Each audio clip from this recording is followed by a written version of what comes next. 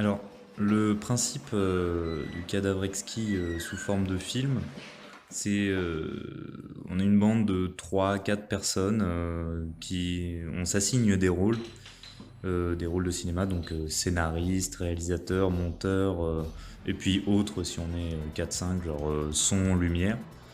Et on choisit ces rôles au hasard, et une fois qu'on a choisi les rôles au hasard, on s'assigne des thèmes piochés au hasard également.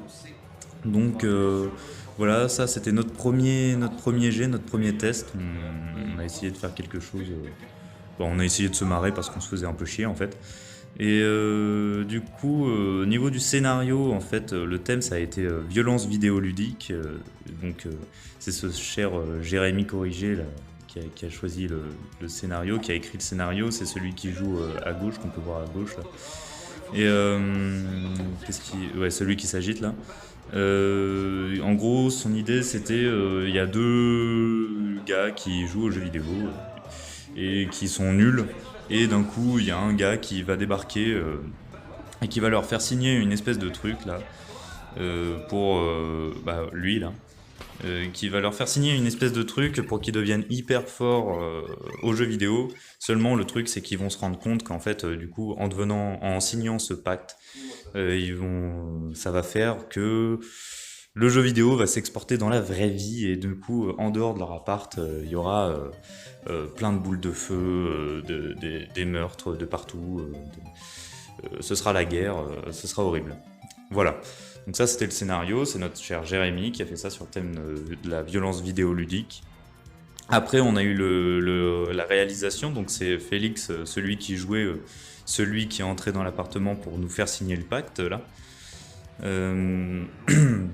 Euh, lui il était sur un thème plutôt chiant, pas très fun, pas très glamour. C'était chant contre chant. Donc il a fait ce qu'il a pu, mais il s'est pas trop éclaté. Et puis des fois il a pas trop respecté, mais en même temps on le comprend parce que ça devait être un peu chiant. Enfin, je veux dire, il y a mieux comme thème quand même. Il a fait un plutôt bon travail quand même.